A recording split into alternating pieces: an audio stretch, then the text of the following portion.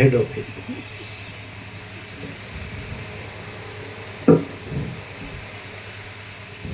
ઓમ બરાબર છે અવાજ? બરાબર? હવે બરાબર સેટિંગ બરાબર? ડિસ્ટન્સ સરખું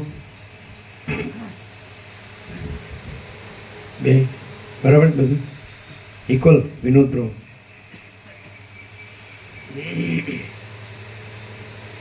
પરમ ચિદાકાશ, પરમ જ્યોતિ, અખંડ જ્યોતિ, મહાચિદાકાશ, સ્વયં પ્રકાશ, સંપૂર્ણ પ્રકાશ, પૂર્ણ બ્રહ્મ, અનંત તેજઘન, અનંત ચેતઘન, પરમાકાશ, કેવલ, અનંત, શુદ્ધ, તેજઘન, પરમાકાશ, અખિલાત્મા, પૂર્ણ બ્રહ્મ, પરમાત્મા, પરમ ચિદાકાશ, પરમ જ્યોતિ, અખંડ જ્યોતિ, અનંત, પૂર્ણ, પરમ ચિદાકાશ, પરમ શાંતિ, स्वयं सिद्ध,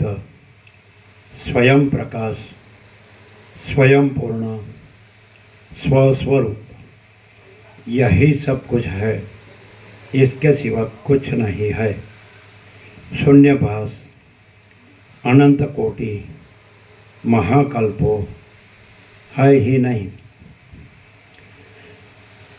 महाचिदाकाश, स्वयं प्रकाश, संपूर्ण प्रकाश, महाचिदाकाश ज्योति, अनंत, अखंड, अभेद, महाचिदाकाश ज्योति, महातत्व, महासामान्य, महाचिदाकाश, स्वसंवेद्य, सहज निर्विकल्प, महाचिदाकाश, परम कैवल्य, परम शांति, परम चिदाकाश, अनंत, पूर्ण, निरपेक्ष सत, अनंत, संपूर्ण, अपरिघी, निर्भ्रांत, निरपेक्ष. वसिष्ठराम उत्पत्ति प्रकरण राउंड 39મો રાઉન્ડ. કાલે જે કરકટીનું લીધું છેલ્લું એ નિર્મળ થઈ એ લઈને લાખ શ્લોકો.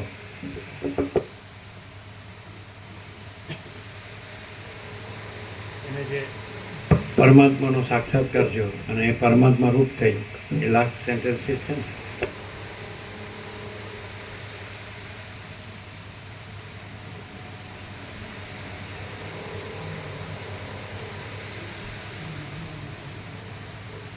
હવે આ પ્રકાશ અને જે આની સામું આવે છે એ તો શું કહેવું છે તમારો અંદરથી ન્યાય શું કહે છે? સર્વાંતર્યામીની પ્રેરણાને જે યોગ્ય લાગે છે આની સામે જે પોતાનું આવે છે કે આઈ એમ ધીસ અને હું આ માનું છે કે આવો છે કે આવો અનુભવ છે કે તો આની સામે આવે કોઈ બી XY જે ઈશ્વર હોય કે બ્રહ્મા વિષ્ણુ મહેશ હોય કે વિરાટ હોય તો એને તો ન થાય ને એ કે મારે કાંઈ જરૂર નથી, હું બધું જાણું છું. જે કાંઈ નથી એને તો કાંઈ નથી જ રહી, એમાં તો કાંઈ થાય જ નહીં. અને જે છે એ આખો એ તો એમ કે હું જ બધું છું, એ કાંઈ નથી એમ કે. એટલે ભ્રાંતિને તો કઈ ને કે સત્ય અસત્ય જ લાગે ને અસત્ય જ સત્ય લાગે, પણ એ પોતે પોતાનામાં કાંઈ નથી. તો એ ખબર કેવી રીતે ખબર પડે? કેવી રીતે ખબર પડે?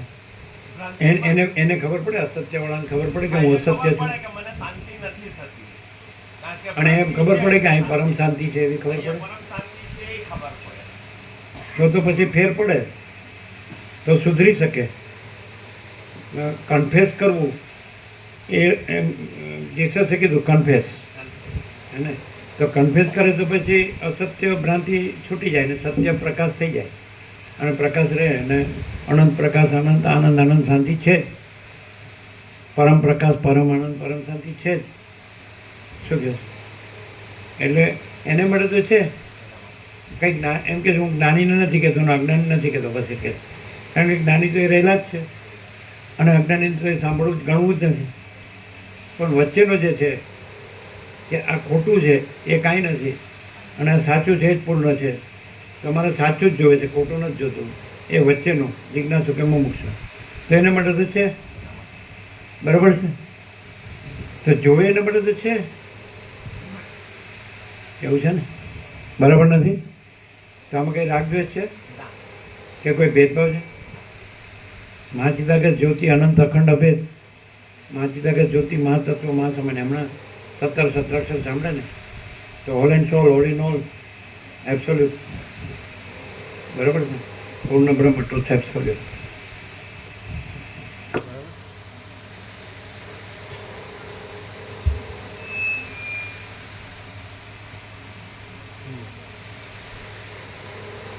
આદ્ય પરબ્રહ્મ સદગુરુ દેવ કી જય. ઓમ શ્રી પરમાત્મને નમઃ. સદગ્રંથોમાં શિરોમણી શ્રી યોગ વાસિષ્ઠ મહારામાયણ ઉત્પત્તિ પ્રકરણ, પાના નંબર 295, સર્ગ 72. કર્કટીએ પુનઃ તપ કર્યું અને ઇન્દ્રને આશ્ચર્ય થયું. 95 એ જ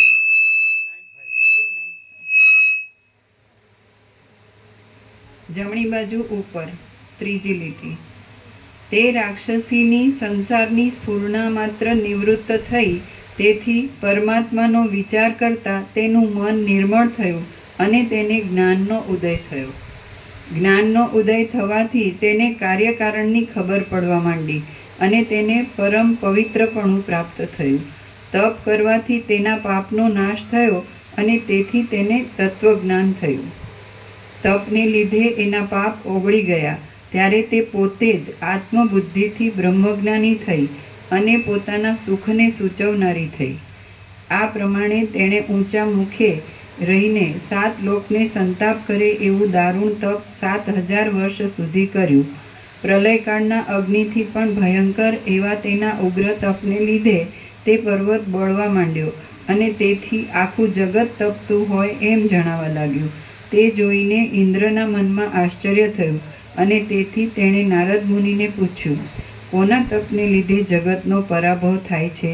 ત્યારે નારદ મુનિએ તે રાક્ષસીના તપની વાત કરી અને કહ્યું કે સૂચિ નામની રાક્ષસીએ 7000 વર્ષ તપ કર્યું છે, તેથી તેનો દેહ વિજ્ઞાન રૂપ થયો છે અને તેને લીધે આ જગત તપે છે. હે સુરેન્દ્ર, જેમ સંહાર કરનારા રુદ્રની શક્તિને લીધે જે પ્રકારના ઉત્પાતો થાય છે, તેમ તે સૂચિના તપથી નાગણ ફૂંફાડા મારે છે, પર્વતો પડે છે, વિમાનીઓ નીચે પડી જાય છે અને સમુદ્ર તથા મેઘ સુકાઈ જાય છે. અરે, સૂર્ય દેવતા સાથે દિશાઓ પણ મલિન થઈ જાય છે. શ્રી યોગ વાસિષ્ઠ મહારામાયણમાં ઉત્પત્તિ પ્રકરણનો સૂચિ તપઃ પ્રભાવ નામનો સર્ગ 72મો સમાપ્ત. સર્ગ 73મો. વાયુ દેવતાએ કર્કટી રાક્ષસીની શોધ કરી. આ 73મા સર્ગમાં કર્કટી રાક્ષસીના ભોગનો વિસ્તાર તથા ઇન્દ્રની પ્રેરણાથી વાયુ દેવતા તેને શોધવા ગયા એટલી કથા કહેવાશે. વસિષ્ઠ બોલ્યા, હે રામ, એ પ્રમાણે કર્કટી રાક્ષસીનું કટુ વૃત્તાંત સાંભળીને ઇન્દ્ર કુતૂહલ પામ્યો અને તેણે ફરીથી નારદ મુનિને પૂછ્યું. ઇન્દ્ર બોલ્યો, હે મુનિ, કર્કટી રાક્ષસીએ તપ કરીને પિશાચની વૃત્તિવાળું સૂચિપણું મેળવીને કેવા વૈભવ ભોગવ્યા તે તમે કહો. નારદ બોલ્યા, હે ઇન્દ્ર, પિશાચપણાને પામેલી તે જીવ સૂચિને પ્રથમ કાળા લોઢાની સોયનો આશ્રય હતો. ત્યાર પછી તેનો ત્યાગ કરીને તે આકાશના વાયુરૂપી રથ દ્વારા પ્રાણવાયુના માર્ગથી દેહમાં પેઠી.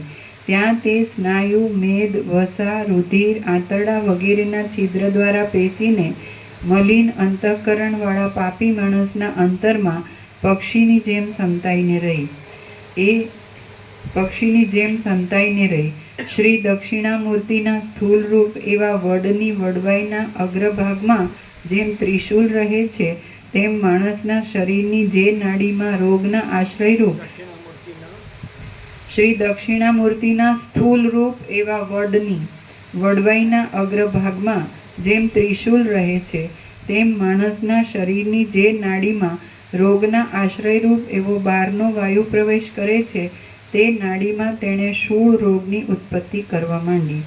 પ્રાણીના શરીરની ઇન્દ્રિયો દ્વારા તે રાક્ષસીએ પ્રાણીના માંસનો તથા પ્રાણીને ઉચિત એવા ભોજનનો ઉપયોગ કર્યો.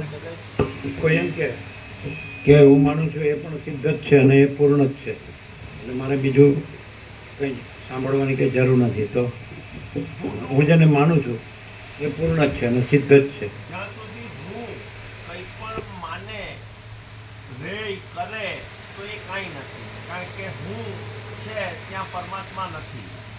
પરમાત્મા જ પરમાત્મા છે. હું કોઈ દિવસ પરમાત્માને કે પ્રકાશને ઓળખી પણ નહીં શકે.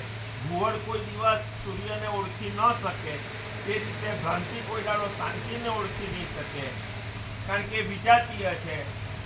એટલે એ પોતે ના રહે તો ત્યાં પરમાત્મા રહેલા છે.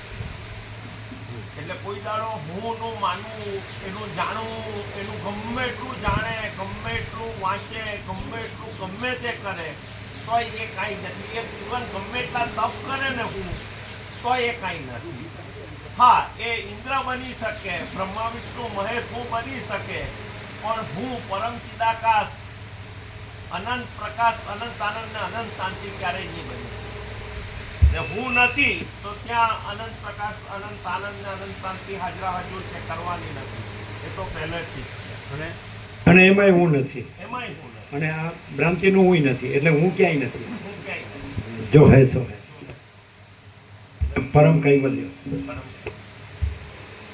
પતિનું આલિંગન કરવાથી જેની અનેક ફૂલમાળાઓ ચોળાઈ ગઈ છે અને જેના કપોલ ઉપર કરેલી પત્રલેખા પ્રિયતમના વક્ષસ્થળ ઉપર લાગી છે, તે મુગ્ધા બાળાના દેહમાં પ્રવેશ કરીને તે રાક્ષસીએ મુગ્ધા બાળાના સુખનો પણ અનુભવ કર્યો છે.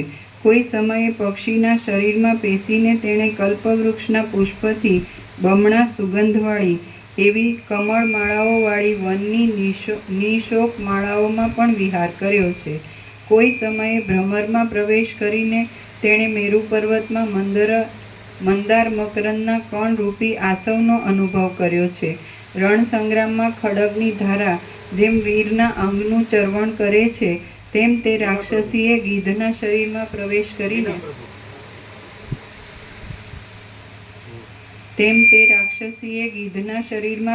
કરીને શબના અંગનું પણ ચરવણ કર્યું છે.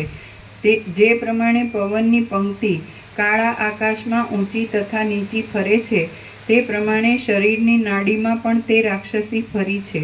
જેમ સમષ્ટિ પ્રાણવાયુનો સ્પંદ